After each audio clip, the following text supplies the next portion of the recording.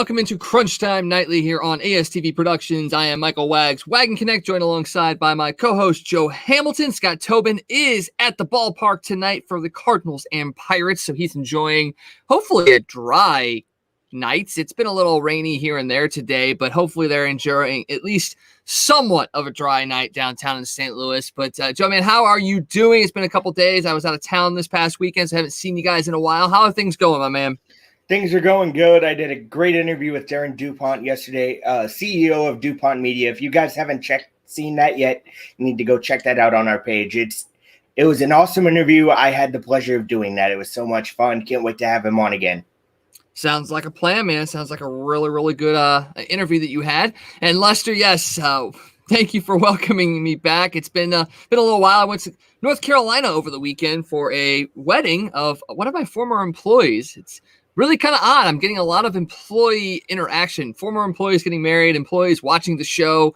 It's a little weird, but it was a lot of fun. Got a chance to travel down there. I stayed, it was right between North Carolina and Duke universities, and I had to hold myself back from going down and burning down Cameron Indoor Stadium or Indoor Arena. I had to do my best to not go ruin Duke's stadium and arena, but I will say this, thankfully, it's still standing. I did not break any rules. I did not desecrate the Duke University, anything on Duke University, even though I hate them because they're the Blue Devils. I also got to see, it was funny, I drove by Michael Jordan Nissan, one of the many car dealerships he has down there. It's just weird seeing Michael Jordan's name on a car dealership, that's all. It really is, but there wasn't anything he didn't invest in, and having the money he did, you might as well invest it, right? You got to invest wisely. You got to diversify your portfolio and throw out all that technical terms and kind of go from there. And speaking of technical terms, holy boy, NHL today had a whole bunch of interesting things happen. Obviously, we've got the playoffs going right now. There's still a regular season series going on. You've got the Canucks and the Flames playing the last couple games of the regular season to at least get those the Canucks their games in, even though neither one of them are affecting the playoffs. But playoffs are going on, and we know that with the Blues, Jake Wallman has been hit with COVID, even though he's been vaccinated. He's a breakthrough case in that instance. The Blues are also without Nathan Walker and David Perron due to COVID-19, potentially contact tracing, potentially having it, not really sure. But then today, the St. Louis Blues and the Vegas Golden Knights had multiple players test positive this morning for COVID-19, throwing serious jeopardy the games going on tonight and tomorrow.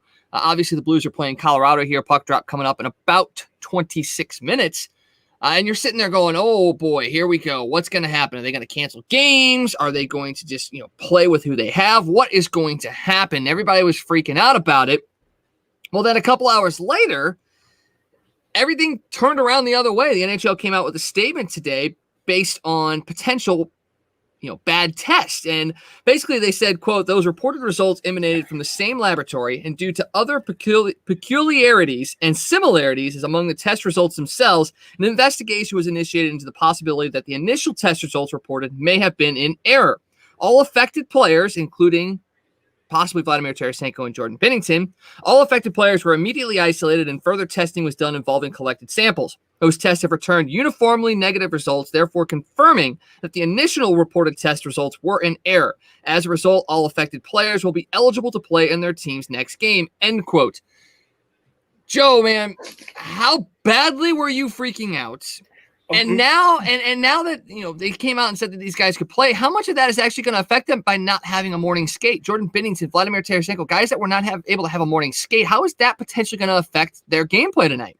Well, I'm going to answer that second part first. And I feel like having a morning skate is huge, especially in the playoffs, especially when you had a bad game like you did in game one. You needed to have some kind of instructional skate, and they couldn't do that because of this. But my whole thing about this is, what the hell went wrong with the tests?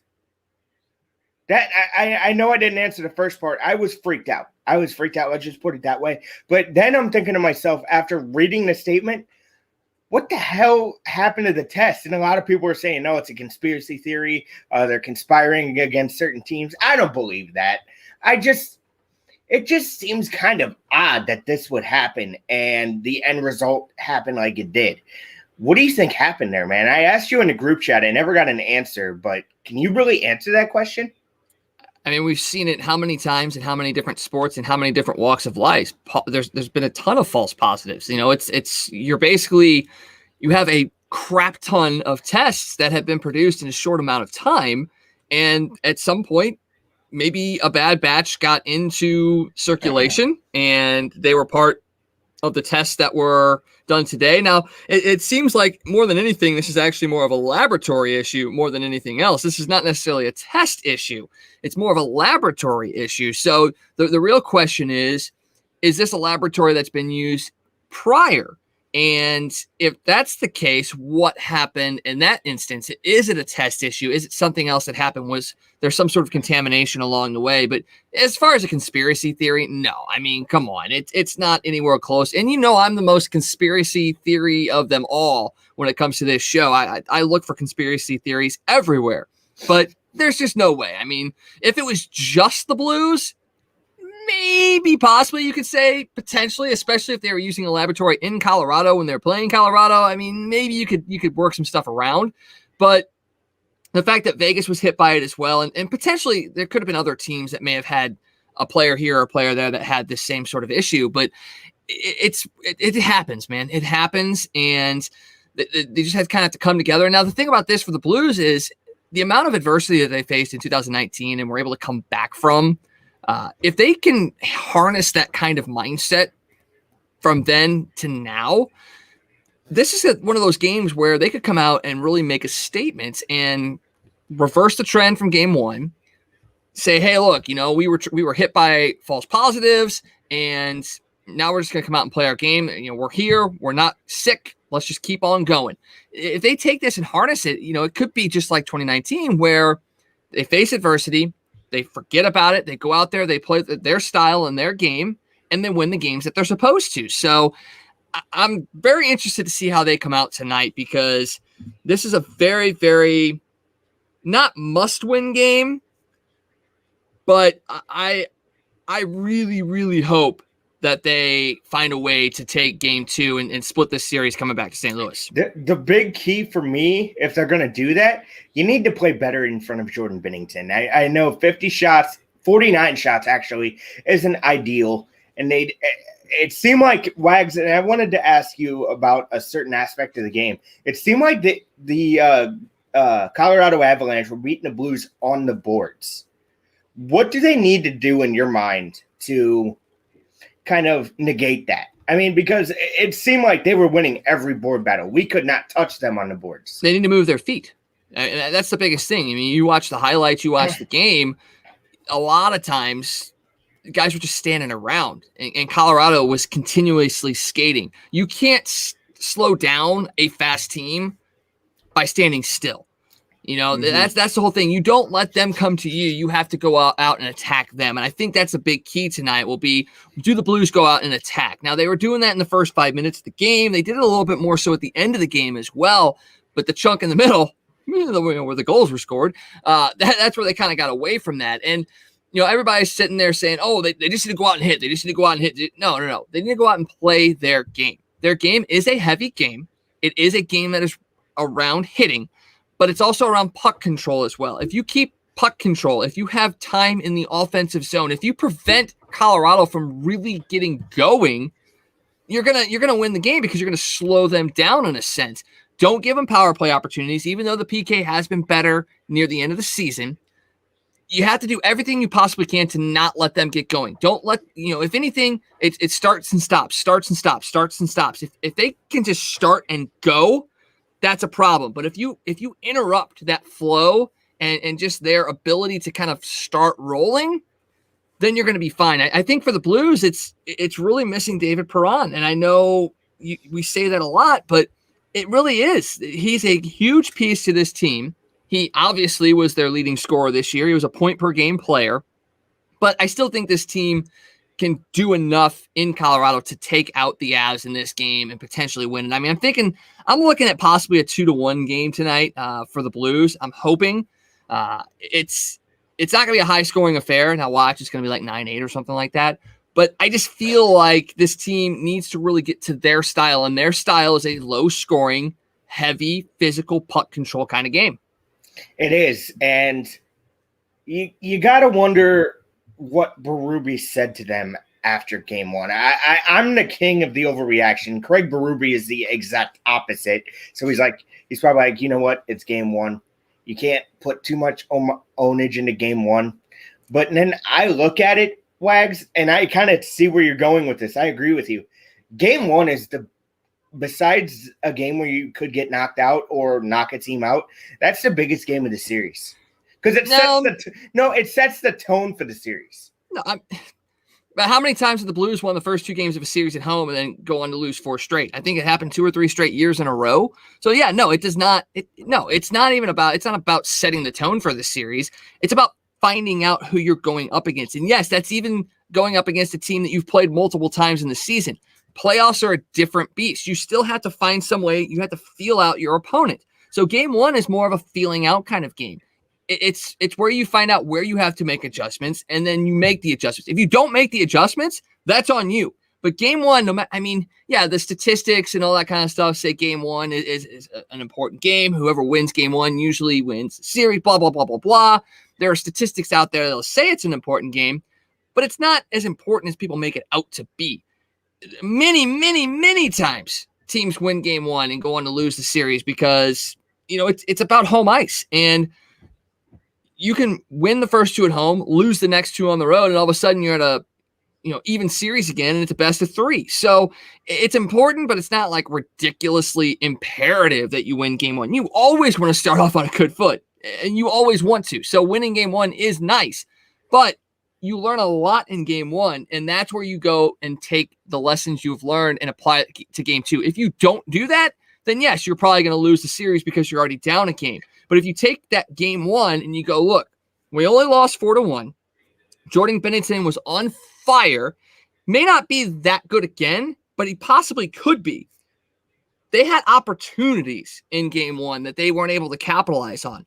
All of a sudden, you clean up a couple things here and there, you capitalize on an opportunity here and there. All of a sudden, that's a 4-1 victory for you in game 2 potentially. Mm-hmm. So don't put too much stock into game one because it's not the end-all be-all for a complete series. It's not the end-all be-all, and I saw a lot of good things in game one. Of course, the Jordan Binnington goaltending. You had Mike Hoffman. Mike Hoffman played amazing in my mind on Monday night. He played amazing in that game. He had a lot of chances. Grubauer is just that good. Now, is Grubauer a Stanley Cup goaltender in your mind? He could be. He could be, but I think with who they're going up against potentially later in the playoffs, if they advance and Vegas advance, you're going up against Leonard and Fleury.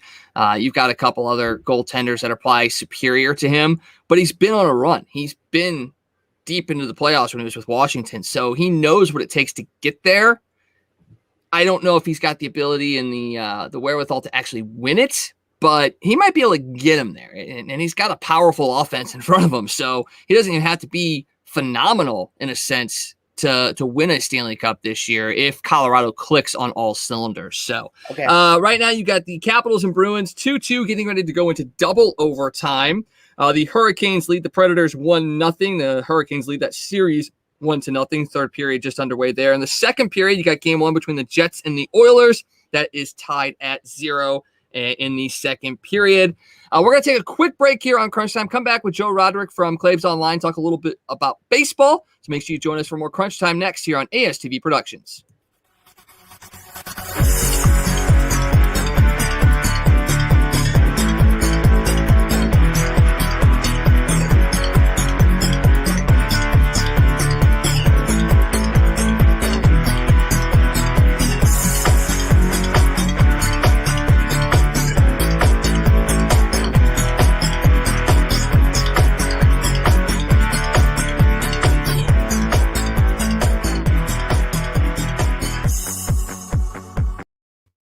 And we're back here on Crunch Time here on ASTV Productions, Wags and Joe alongside. And we're joined now by Joe Roderick from Claves Online. Joe, how are you doing today, man?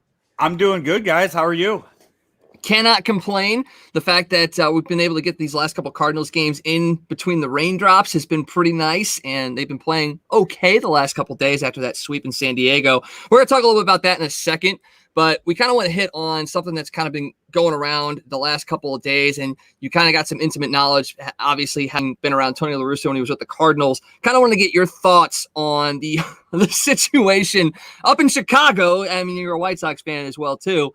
What's your take on what's been going on up there with the La Russa thing and the 3-0 pitch? I mean, what do you think about all that? So I started in St. Louis in 2009.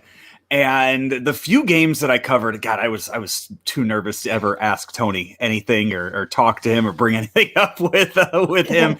So that never happened. I know I've conversed with him in the past, but the first spring training that I ever covered too was 2012. So that would have been Mike Matheny's first, or maybe it was 13. It was one of those, but it was a Mike Matheny run spring training. So outside of that, I have definitely talked to people. I have worked with people who covered Tony La Russa, and I have heard many stories, and I knew exactly what the White Sox were getting this past year during when they hired him. And this is what everybody expected would happen. It would be, I don't want to say he's out of touch because he's been involved in baseball for the past 10 years that he's been out of baseball. But the game has changed quite a bit since he was last in a dugout. And there are so many elements to this, what happened in the game the other day. And the bottom line is Tony La Russa's reaction to it was dead wrong. It was the way that he handled it was wrong. But Tony La Russa will never come out and say that. He will not admit it. And now they are so deep into this that it's just become this animal that cannot be contained right now. But that being said, as long as the White Sox keep winning, which they did today, that solves a lot of problems. Winning always seems to be the cure when things like this happen. You know, you talk about that. Lance Lynn came out and actually said he had no problem with it. Tony La Russa comes back and says, there's a reason Lance Lynn has a locker and I have an office. Yeah, and that's wrong. Yeah. It is. And now you're pissing off Lance Lynn, who you brought in because you had a prior relationship with him. And he is going to just go out there and throw 100 fastballs every fifth day. And that's going to be it. And that's all Lance Lynn is going to do. And he's going to help contribute winning ball games.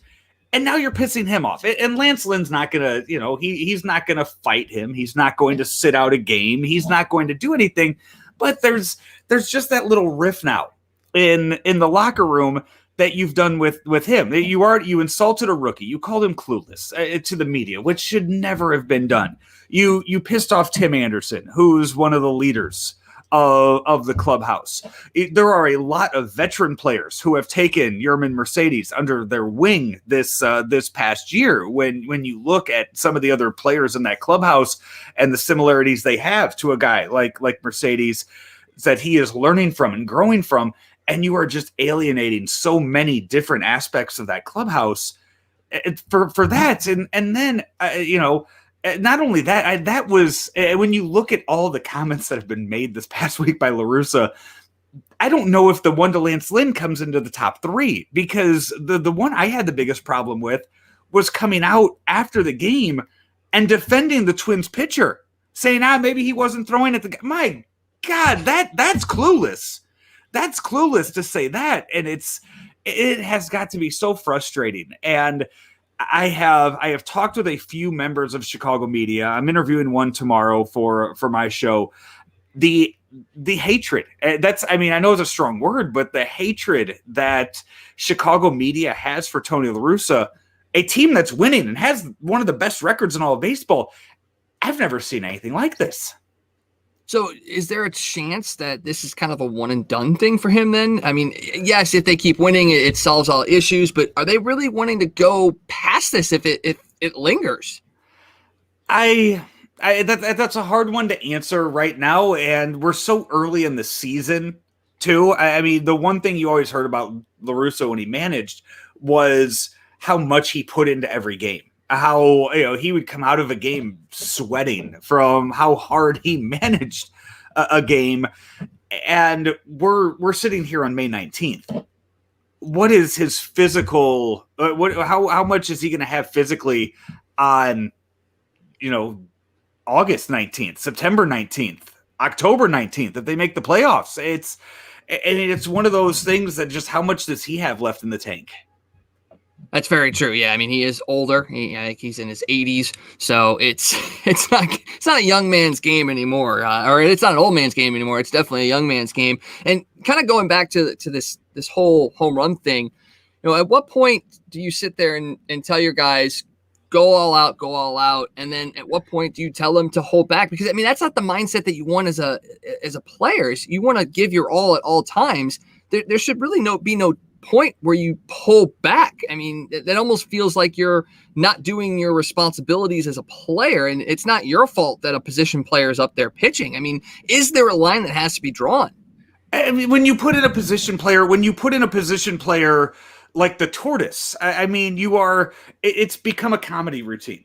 That's what it's been. That's what it is. It's just a free for all. We're all going out there. We're doing whatever the hell we want for this next inning.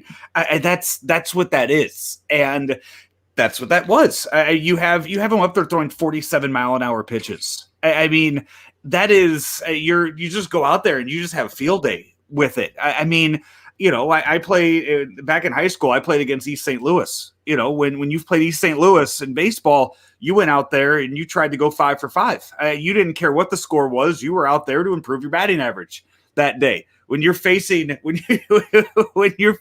position player that late in the game, you're trying to improve your batting average. I mean, you look. Let's take for example what happened a few weeks ago, because we see this happen way too often in baseball now. Let's look what happened a few weeks ago. Anthony Rizzo struck out Freddie Freeman. Remember that? Yep. He went up there and he struck out Freddie Freeman. Do you remember if anybody got a hit off of Anthony Rizzo? No, you don't. Do you remember if anybody? I mean, do you remember if anybody else? Who else gets when you get a hit off a position player? Do you remember that? No. Do you remember when a position player strikes out a batter? Yes, you remember that. So, I mean, is Freddie Freeman going to shake it off? I mean, how many hits does he have in his career? He's going to laugh about it, and it'll be a fun time.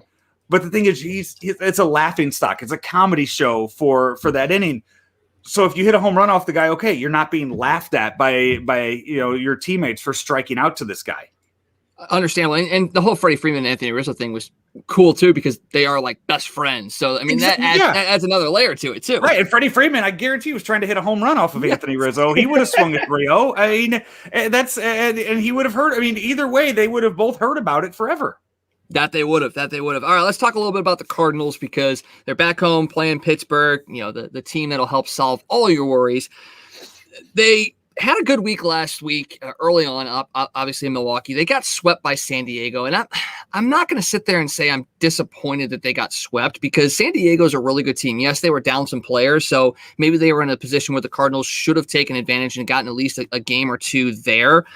But what's your take on where we're matching up with some of the elite talent in the National League? Obviously, you got the Dodgers and Padres up at the top, but I mean, where do the Cardinals kind of fit in your mind right now this early in the season? It's so hard to analyze that San Diego series, because it was as simple as you just need to cut back on walks. That's what it is. And then you saw John Gant go out yesterday and walk one guy. And he kind of turned around, some of his previous starts by going out and doing that. So when you look at it from that aspect and you just go, okay, that's all, if you would have walked half those guys, if you would have walked 20 guys instead of 30 guys, you're not getting swept in those games. So it's just, I think, how you look at it from that aspect. And they have another West Coast road trip coming up. They'll Arizona and LA. So I think we can maybe look at it after that and kind of see, especially after that Dodgers series, kind of see where they are, because they have coming up. I mean, they have the Cubs coming into town who are playing better baseball. You have, and then you have the White Sox. You're going up there, and they're, we just talked about how hot they are, and then you have the Dodgers coming up. So you have some very good teams coming up on the schedule that I think that's going to be more indicative of how good of a team this is than just those 3 games in San Diego. Well, and I go back to that Milwaukee series. What is Milwaukee at this point then? Because you took 2 out of 3 against the team that is your number 1 foe in the NL Central. Yeah, and it's a case of the difference in pitching for those series. You had in one of those series, you had all those walks. You had poor pitching in San Diego, where the series before that, it really was like a playoff series with how good the pitching performances were and how deep the starters were going and how low scoring it was in those games. Those are 2 very different teams that you saw, 2 very different pitching staffs that you saw in those 2 series. Yeah, it's very, very true. And tonight, Jack Flaherty goes 6 innings. He walks 4, strikes out 7, gives up 4 hits and 2 earned runs. Early in the season, obviously, he was a little bit rough around the edges. He wasn't going deep, and he's really progressed and done very, very well, getting deeper into games and really getting first pitch strikes down, eliminating the walks, like you said earlier. Yeah, he had 4 tonight, but he's getting ready to, if the Cardinals hold on to this 8-2 lead, he's going to move to 8-0. I'll be perfectly honest. When I looked at his statistics today, I was like, holy crap, he's 7-0. I didn't even realize he was 7-0. Flaherty is quietly grabbing hold of that ace position here in St. Louis. We know he's going to be at some point coming up as far as needing to get paid. Do the Cardinals, in your mind, almost have to lock him up in the next year or 2, or do they really need to wait to see what they get out of him? I think he's proven it this year. He's gonna start the All-Star game this year. He's probably gonna start the first game of the postseason that the Cardinals play in. He already started opening day. You've handed him those keys to be your top starter. And I also heard Danny Mac kind of angling on the show tonight, or on the game tonight, that maybe Max Scherzer ends up in a Cardinal uniform by the end of this year. So that adds kind of another ace to it. But it's the interesting thing with Jack Flaherty, as far as locking him up, is just how vocal he has been over rookie contracts, over the Players Association, how this is handled, how arbitration is handled. And at some point he's going to go into that. He's already done the arbitration thing, and he knows how the system works. It's a matter of, does he understand that's a baseball issue, or does he hold a grudge on to the Cardinals for this? Because if he was a Dodger, the Dodgers would be doing the exact same thing that the Cardinals are doing right now. They'd be paying him the exact same amount of money. They'd be saying the same things about him in arbitration that the Cardinals said. It's just how the world works in baseball. So it's a matter of just how he's going to approach that when that time comes, and how, I guess, how badly he wants to stay here, or how much money the Cardinals are going to offer him. And do you see that mindset or that philosophy changing in the new CBA that's going to be negotiated? Do you think that's something that's going to be worked out? It's so hard to say, because I just don't know how badly both sides are going to screw things up with this next CBA. And that's what it is. Are we going to have baseball next year? I don't think that's being talked about enough this year. Yeah, I don't get it either. And we talked about it last year during the pandemic, and all their posturing back and forth, will there be a season, will there not be a season in terms of pandemic. And they screwed that up. So all bets are off in my mind, but I'm sure you're thinking the same way. Yeah, and maybe it's just one of those where you just want to kind of keep kicking the can down the road. It's not, you just want to get a full season under the belt because you didn't have it last year, so let's not talk about it. And I don't know. Hopefully the adults get together in the room and they figure it all out, and we continue to get baseball for years to come. That's the hope. All right, well, Joe, we're gonna let you get going because the Blues game's getting ready to start. I know you want to get to watch that. Just quickly, what's your prediction for tonight? You know what? I need Ryan O'Reilly to score the first goal. That's first and foremost. That's what I need financially to happen.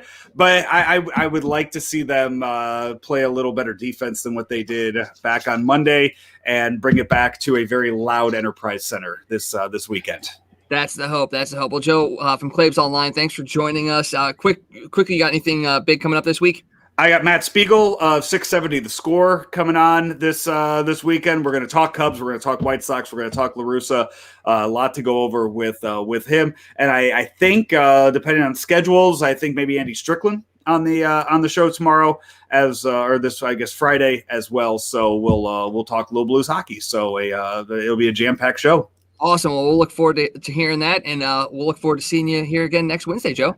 Absolutely, guys. Thank you. Our pleasure. We'll talk to you later. And we'll be right back here on Crunch Time on ASTV Productions.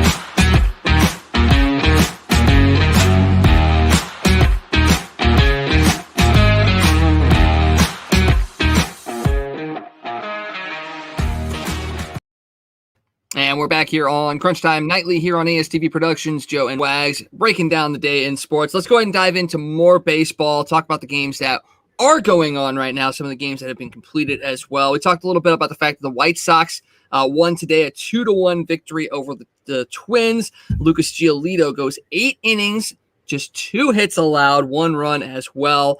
The White Sox move to 26-16. The Twins fall to 14-27. Not at all what we expected to see on Minnesota this year, was it? Not at all. This is a team, granted, again, 60-game season. I say this a lot. Won a division last year. Is it Wags, I'll ask you, is it a conditioning thing? Or is it, well, it has to be, in my mind. No, because they had a full offseason and a full spring training. It's not like, the NHL where they had the bubble and then they had so much time off and then they came back, shortened season and what have you. They had a normal off season. They had a normal spring training. So it's not that at all. It's not conditioning. This is what it is. Yes, maybe you could sit there and say a little bit because they played a shortened season last year, but wouldn't you think that they would have better conditioning because they didn't play as many games last year? So in my mind, it's not a conditioning thing. It's the fact that the Twins don't have the pitching and their offense sputters in and out despite having some talent in there as well, including Buxton. Not to mention they're old too. I mean, that roster, when you have an over 30 average roster, then that's not good for your future anyway. Well, okay, but here's the roster. It's not the fact that they're old. I want you to tell me how many of these guys you know, like seriously know. And I know you watch a lot of MLB Network, MLB TV, and all that kind of stuff. So I know you know some of the names. But you've got Arez, Polanco, Nelson Cruz, Kepler, Sano, Larnach, Estudio, Garlick, Rortvedt. Okay, I know like 4 of those. So, I mean, it's not even that their offense. I mean, you've got guys like Buxton that are out of the lineup right now. So I think you're looking at their lineup today, their highest average guy was 289, and that was your DH and a guy named Wilson Estudio. I mean, at 289. So when a 40-plus-year-old Nelson Cruz is your best quote-unquote hitter, there's your issue. Your offense is not producing, and then your pitching staff is terrible. I mean, Shoemaker went 6 today, pitched well, 5 hits, 2 earned runs, 4 walks, but his ERA is still over 6. So at some point, you got to look at the Twins and sit there and go, they're going to start selling. And if that's the case, who do you look at to potentially pick off that roster? And who is, if you're Minnesota, who do you let get out of your control? I got to look at get rid of Nelson Cruz, and here's why. It's a short answer. You're going to get a lot for him. Really? He's a DH. Yeah. He's a 40-plus-year-old DH. It doesn't matter. Look what he's doing at his age, Wags. We talk about Yachty here as a catcher. But he's a 40-plus-year-old DH. You're not going to get a ton for him. What can you get for him then? What is your deal for him? You're getting a mid to mid-high prospect. That's about it. I wouldn't get rid of Buxton. I'd maybe think about Polanco, but he has some upside too. I wouldn't want to trade. That's going to be an interesting trade deadline for the Twins. It really is. And if they continue to lose, it's definitely going to be something that they're going to have to look at. The Padres, a 3-0 victory over the Rockies today. Fernando Tatis Jr. had himself a day, 4 for 4 today. He had a home run and a couple of RBIs. He is starting to round into shape. Kind of glad that we missed him for the most part over the weekend, right? That series could have been a lot worse if Fernando Tatis Jr. was there. Joe Musgrove, 7 innings pitched, 2 hits, 11 strikeouts, lowers his ERA to 2.47. Joe, man, you were definitely high on Joe Musgrove coming into the season. He's 4-4 this year, so okay. But I'll say this: I've definitely been impressed by what Musgrove has done this year.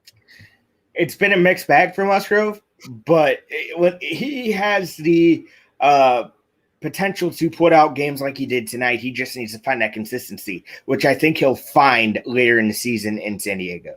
Yeah, I think so too. He's got a good cast surrounding him, and they're winning, so that's a huge piece as well. The Giants continue their very, very good start to the season, a 4-0 victory over the Reds. I don't get it. I mean, their pitching has done well. Kevin Gausman tonight, 1 hit over 6 innings. Buster Posey drove in 3 runs in the top of the 9th with a 3-run RBI double. Wade Miley, 4 2/3, just a single earned run, 2 strikeouts, but he gave up 6 hits as well. And obviously he throws a no-hitter just recently, so probably a little bit of the after effects of that. Most guys usually the game after they throw a no-hitter or a perfect game aren't usually the greatest. So not much of a surprise that he struggled a little bit tonight. Still pitched a halfway decent game. He threw 81 pitches. It was the Reds bullpen was pretty darn good going into that 9th inning, and really the Giants as well. I mean, there was a really well-pitched game tonight. It's just that, Fulmer gave up the 3 earned runs in the 9th inning to kind of put that game out of reach. He had walked 2 batters as well. So the Reds, 19-22, starting to fade a little bit in the NL Central. It looks like it really is going to be coming down to the Brewers and the Cardinals there. Maybe the Cubs pushing a little bit as the season goes on. The Marlins, a 3-1 victory over the Phillies. The Rays, a 9-7 win over the Baltimore Orioles. John Means got the start tonight for Baltimore. He fared pretty well in this game. He pitched 6 1/3, gave up 6 hits, 4 earned, struck out 6. He was in line for the win until, the 7th inning when Tampa Bay started to just go off. Randy Arozarena had 2 home runs tonight. He had 4 RBIs in the leadoff spot. We talk about needing to see a full season of consistency from a guy like Arozarena before we sit there and say, okay, he's a good player. He's batting .268 this year. I'm not ready to sit there and say he's trending in the right direction. 6 home runs, 20 RBIs on the year. It's not like he's doing a whole lot. Do you see him potentially doing a little bit more, or are we kind of seeing what he is, just a streaky player? I could see him doing a little bit more. I could see him finishing at 280 this year. Just a prediction on my part. I mean, is 280 all that great? Yeah, it is. 280 in my mind is a good hitter. Okay, so what is a good hitter? No, I'm going to hold you to that. Because there's going to be some Cardinals. There's going to be some Cardinals that are going to end up around 280, like a Tyler O'Neill, maybe like a Harrison Bader. And you're going to get to the end of the season, you're going to be like, oh man, they could have done a whole lot more. Okay. I'm holding you to it. A good hitter? What is a good hitter to you then? If you say 280 is not good, what is a good average for a hitter? 300. You don't see that anymore because the strikeouts are up. You're seeing the 3 true outcomes. For me, a good hitter is a hitter that can hit 300. I think you're saying that because we got spoiled all these years with Albert Pujols. I'm disappointed with guys when they bat under 300. You're expecting a lot out of guys. This is a hard game, Wags. It's a hard game, but how long have players been able to hit over 300? A long time. So don't give me this crap that it's a hard game. They have the ability to hit 300. Okay. Get your head out of your butts, not you per se. I'm talking about players in general. Get your heads out of your butt. Stop worrying about launch angle and exit velocity and just hit the ball. Hit the ball where it's pitched, okay? Go back to the fundamentals, okay? That's the whole thing that gets me riled up, okay? I get it. Numbers are important. The analytics side is definitely a piece that you need to have folded into your mindset. but it's not the end all be all. And that's the thing that baseball is getting into. It's the end all be all about numbers. And numbers are important. You can use the numbers to an extent, but you also have to have the feel. You also have to have the eye test. There's a lot of pieces that go into it that will make you good players. And that's the thing that we're not seeing now is you're starting to see everybody worried about launch angle and exit velocity, and that's all that you hear about. And yes, you can sit there and say so many guys can pitch over 100 miles an hour now. That's great, but if they can't control it, it doesn't matter if you pitch over 100 miles an hour. It just doesn't. You bring up a good point, Wags, and I hate to stop you. The hit by pitch epidemic that's in baseball right now. Is it because guys can't pitch inside correctly? Or is it hitters standing over the plate? It's because pitchers haven't been taught how to pitch inside because the inside pitch has been taken away from them for the last 20 years. Okay? These younger pitchers have never been taught how to pitch inside. They don't know the art of pitching inside. So when they do try to pitch inside, the ball gets away because they don't know. They haven't been taught because that pitch has been taken away by umpires, by suspensions, by warnings, all of that stuff. And I'm not sitting there saying, a shot to the ribs is something that should happen all the time, but you got to know how to pitch inside. And these younger pitchers have just never been taught how to do that because that pitch has been taken away. If you start to see that inside strike called more, pitchers are going to start gravitating to learning it, controlling it, and being better at it. At this point right now, they've never been taught that. All right. I could see that too, but I could also see, hitters standing over the plate. I mean, we don't see it as much anymore, but you saw guys. So you just bashed your own point. You said, but I can see a ton of guys leaning over the plate, but you don't see that much anymore. Well, that's, if you don't see it much anymore, then that's not an argument. Yeah, but I totally could see how it could be both ways, though. How it could be both ways. It could be a combination of both in my mind. Because there are certain hitters that, stand over the plate. And I know you're probably like, Joe, what the hell are you talking about? I am. I am. But once again, because that inside strike has been taken away, batters can take more of the plate in that instance. But you don't see guys hovering over the plate. You don't see the Mo Vaughns or the Barry Bonds anymore that like are literally over the plate. Right. I mean, show me 50 pictures of guys that are over the plate, and maybe I'll believe that that's part of the issue. But that's not. I mean, how many guys have open stances that are leaning further away from the plate? I mean, that's not something that gets into it. And Lester chimes in about the Cardinals tonight. Cards relievers suck tonight. Whitley and Webb, 8-5 Cards. Pittsburgh first and second, 1 out in the top of the 7th. Yeah, I still don't know why Tyler Webb pitches on this team. He's the new Brett. I don't know either. I don't know either, and I got to put it out there, man. Who's worse? Who is a bigger disaster? Brett Cecil when he was on this team, or Tyler Webb now? Brett Cecil, because we paid him a shit ton of money. Tyler Webb doesn't get much of anything when it comes to pay, so it's Brett Cecil by far. And how many games did Brett Cecil actually pitch in? Not many. So there you go. You spend $18 million on the guy. He pitches in like 17 games and gives up 17 runs. That right there is going to tell you all you need to know. Whitley doesn't even get an inning pitch. He didn't even get an out tonight. 2 hits, 3 earned runs, and a walk. Tyler Webb gave up 2 hits in just a third of an inning. We probably should not have talked too much about the fact that the Cardinals were facing the Pirates, and it may have been an easy victory because we may have just jinxed it. So we'll keep tabs on that as the rest of the show goes on. Quickly, some more scores: Braves 5-4 victory over the Mets. Yankees 2-0 over the Rangers. You've got the Red Sox and Blue Jays. Sox up 7-3 over Toronto in the bottom of the 9th. Nats a 4-2 lead over the Cubs. The Indians a 3-2 lead over the Angels, top 8. Royals 4-3 over the Brewers in the top of the 8th. Astros, A's, Astros 2, A's 1. Dodgers and Diamondbacks tied at 0. Tigers and Mariners tied at 2 after 1 1/3. And take a quick break here on Crunch Time. Come back and talk a little bit about the NBA because the play-in games are going on yesterday and today. And we got to talk a little bit about your Lakers too, Joe. So we'll take a quick break here on Crunch Time on ASTV Productions and be right back. Hey Crunch Time fans, my name is Graham Forsyth. I'm the host of Coffee with Graham and the Prospect Show on ASTV Productions. On Coffee with Graham, I talk to athletes, coaches, and whoever else involved in the amateur sports scene in Manitoba and Saskatchewan. And on the Prospect Show, I talk to the best young hockey prospects from around North America. You can catch all the coverage on ASTV Productions. You can catch Coffee with Graham on Tuesdays and Thursdays at 10:30 a.m. Central Time. And for the Prospect Show, that show airs every Friday at 8 p.m. Central Time. Hope to see you there. Have a good. And we're back here on Crunch Time here on ASTV Productions. Yeah, definitely check out all the Crunch shows here on ASTV. Lots of great content.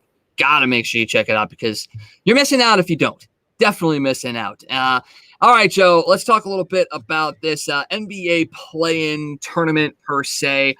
I'm excited about it. I think it's amazing. And I know that there are some players out there that don't think so highly of it, but you know what? Maybe you should win a few more games. You don't have to be in it. You, LeBron. We'll get to the Lakers here in just a minute because I know we're going to need to talk about that. Let's dive into last night's games real quick. You had the Boston Celtics and the Washington Wizards playing in the 7-8 game to basically tell you who the 7th seed was going to be. And Jason Tatum put the Boston Celtics on his back last night, scored 50 to lead the Celtics to a 118-100 victory over the Wizards. That puts them into the 7th seed in the NBA playoffs. They're going to end up facing Brooklyn in the first round, so they're going to be taking on the Nets. That should be a real fun series. Were you thinking that that's the way the game was going to go last night, or were you surprised that Jason Tatum was able to rise up and take that lead last night? Well, partially, I knew Jason Tatum was going to rise up. He's a big-time player. You knew something like that was going to happen. Also, I was a little shocked at Washington. Bradley Beal and Russell Westbrook, those two didn't show up as much as I thought. Russell Westbrook, I thought, was a much better playoff player than that. I think he's averaged a triple-double the last 3 seasons. I mean, it's something ridiculous like that. Man, the Wizards disappoint me. They only lost by 18. That's still a double-digit loss, and you're wanting these guys to prove that they're playoff caliber players. I mean, how many times have we talked about Westbrook? He needs to do this. He needs to do that. He's never really risen up. Yes, he's gotten that team to the NBA Finals in OKC. With Kevin Durant. He hasn't won a championship. Is he a championship player? Because I'm starting to not think so. I mean, you're just now starting to not think so? Yeah, because I was giving him a little more time than you were. He's been in the league how many years? Yeah, but you see good things from him. You see, like... But the only time he reached the NBA Finals was the year that Kevin Durant was on the team. Maybe he needed another player to combat with his skill. Here's the thing with that, Wags. You have Bradley Beal. How can you not perform better in the playoffs with Bradley Beal? I mean, I'm sorry. That should have been a much closer. It's the first game. It's the first playoff game that they've had together. You think tomorrow will look better against the Pacers? It's possible. I mean, Westbrook still had 20 points and 14 boards. Bradley Beal had 22 points, 9 rebounds, 6 assists. The big thing for them, they didn't hit their 3-pointers. Westbrook was 0 for 4, and Beal was 1 for 6 from beyond the arc. So, you know, that's their game. They hit the 3-pointers, and when they don't, they struggle a little bit. Their teams don't produce. I mean, outside of those two guys, the other 3 starters on that team had 13 points. 13 points. So it's not on Westbrook and Beal to score 80 points and that be how they win the games. They got to get some support from everybody else, and they didn't get that. So yeah, I mean, I'm expecting a little bit. I don't want to say a little bit better of a game. I thought they had good games. If they don't hit their threes, then yeah, they're probably going to not win a game. So if they can get a couple threes knocked down early, that might change the complexion of the game against the Pacers tomorrow night, which the Pacers took out the Hornets in their game, 144-117. It was pretty much a no contest in that one. So you've got on Thursday night, you've got the Pacers and the Wizards playing. The winner of that game will be the 8th seed, and they will be taking on the Philadelphia 76ers in the first round, which once again should be another really, really good series. The other series that you have are going to be Milwaukee and Miami, and you've got the Knicks and the Hawks in the first round. That is going to be something else. I think that series between the Knicks and the Hawks is going to be the best one in the first round. I think it's going to be a well-played series, a very even series. Obviously, they're the 4 and 5 seeds, so that makes it a little bit more competitive. I'm really looking forward to that one. I think that series goes 7 games. I was talking with a buddy of mine today. These are two teams that no one saw making the playoffs. No one saw these two teams ending up where they were in the Eastern Conference, and it's going to be fun, man. So I got to ask you, who do you got? I can't believe it. I think the Knicks will actually win the series. I think they will. Who's the biggest X factor for them, Wags? If you had to pick one guy. To be honest, I don't even know who's on the Knicks right now. Yeah, like I said, I have not been able to watch as much basketball as I would like to. Just kind of looking at their roster. Sheesh. Well, there you go. Derrick Rose. I mean, it has to be Derrick Rose. Derrick Rose has to be the guy for New York if they're going to win. I mean, they got some pretty good players on that team, but it has to be Derrick Rose. If Derrick Rose is healthy and scoring, he's going to be the guy that leads them in that series.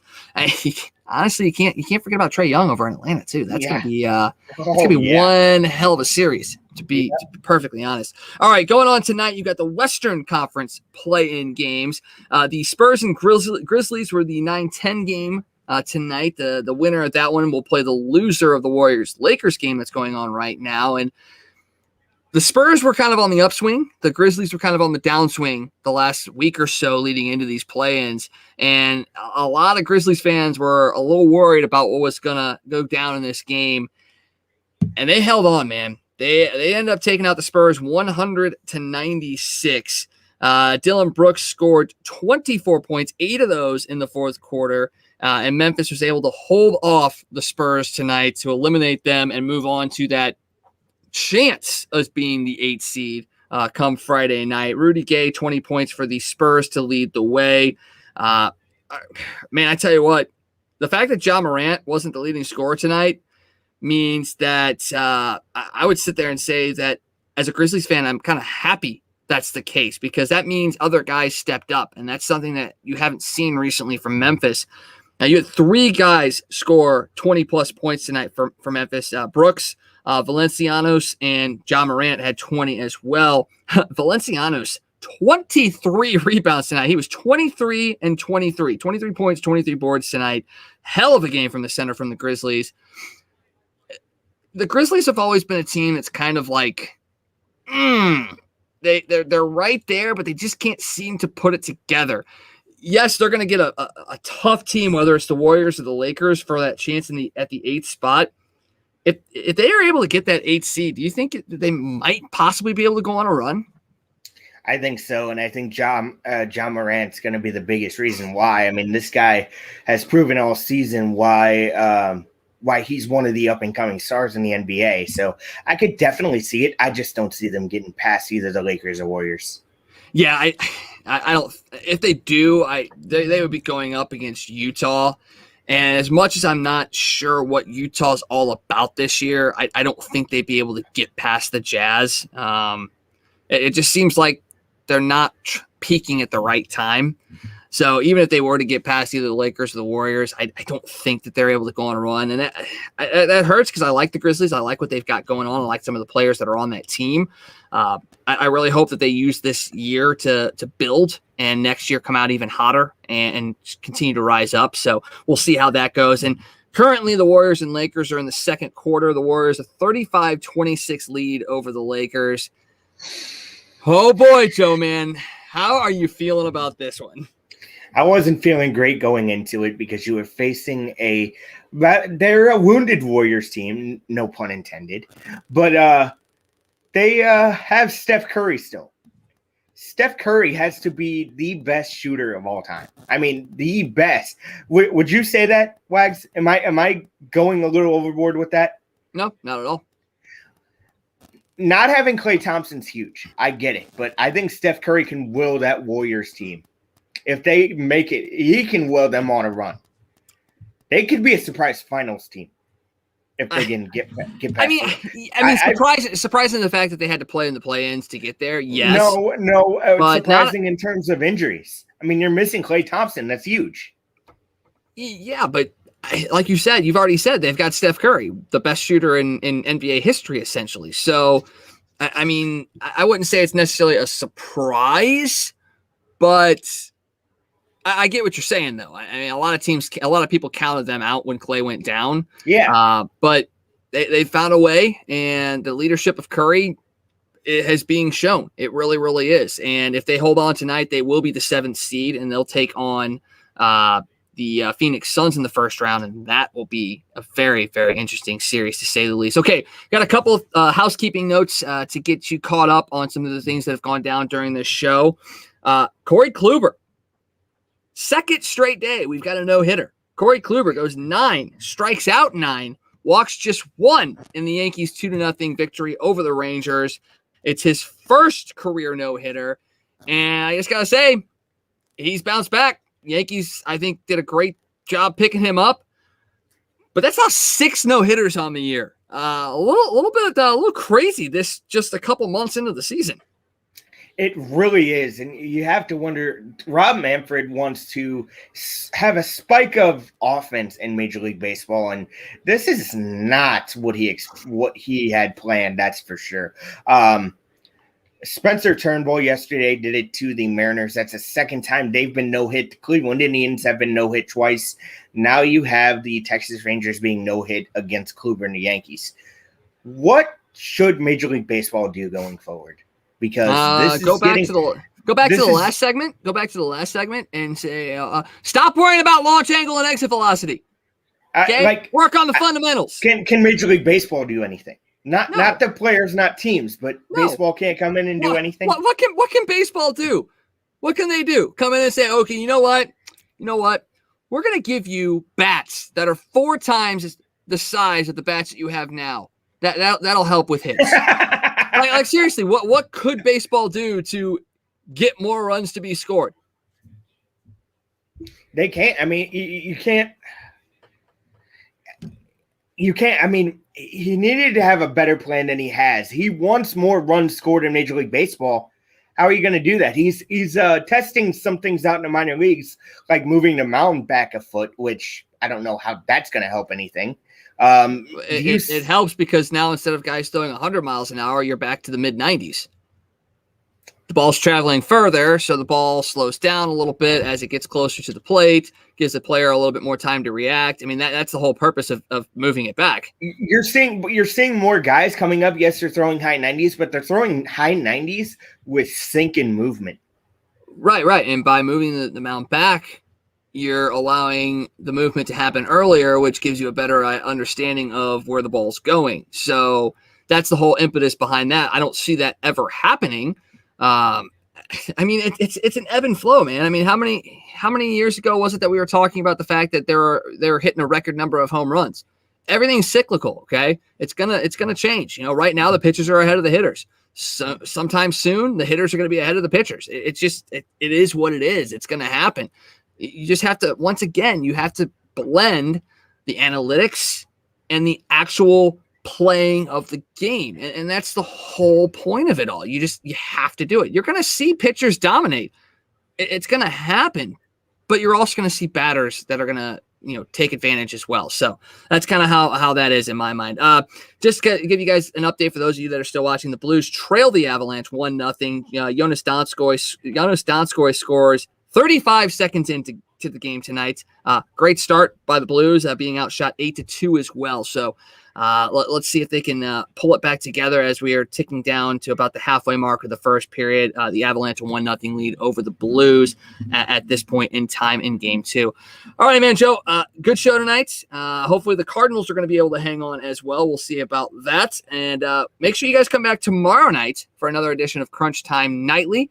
as we'll break down even more of the world of sports. So for Joe, I am Wags. Have a great rest of your night. Enjoy the Blues game. Hopefully they win. See you guys tomorrow night.